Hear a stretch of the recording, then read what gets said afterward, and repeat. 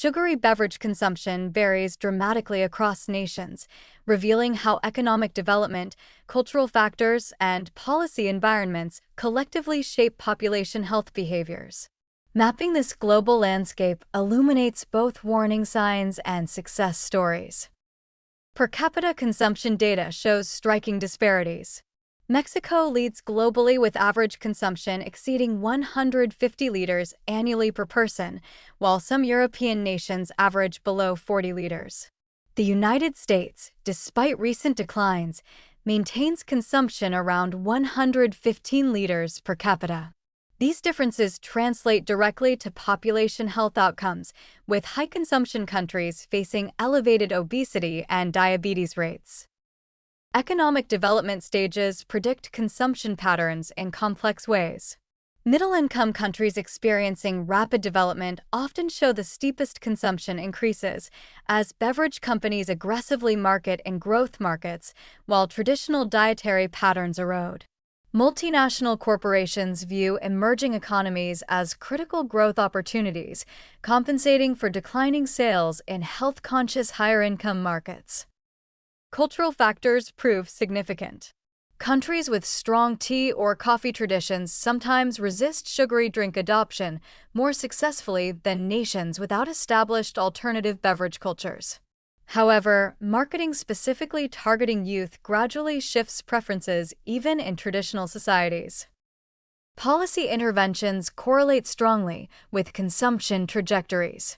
Mexico's substantial soda tax implemented in 2014 produced measurable declines, approximately 6% reduction in purchases in the first year, increasing to 9% by the second year, with larger effects among lower-income consumers who face the greatest health burdens. Chile's comprehensive approach combining taxes, marketing restrictions, and warning labels shows even more dramatic results. Conversely, countries lacking policy interventions while experiencing economic growth show consumption increases.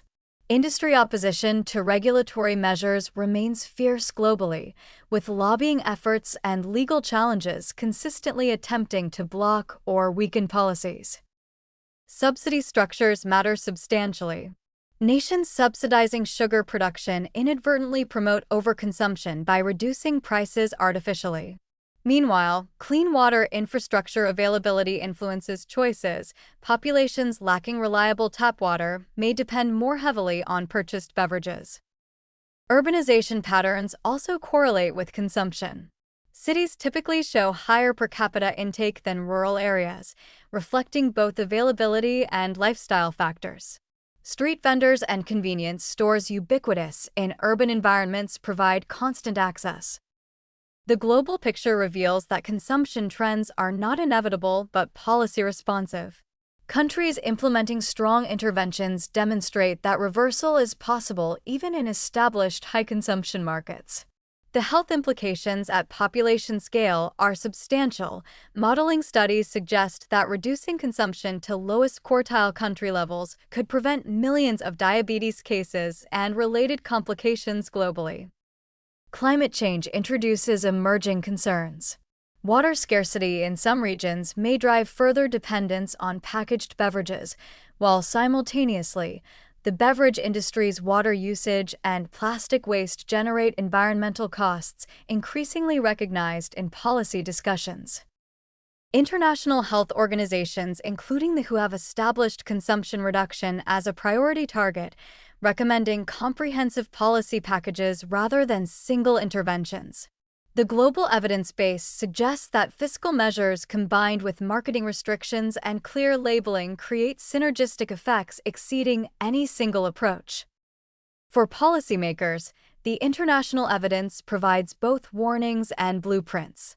High consumption is neither culturally inevitable nor economically necessary. Countries demonstrating political will to implement evidence-based policies successfully reduce intake, improving population health while navigating industry opposition. The global variation in consumption patterns ultimately reflects policy choices more than cultural destiny.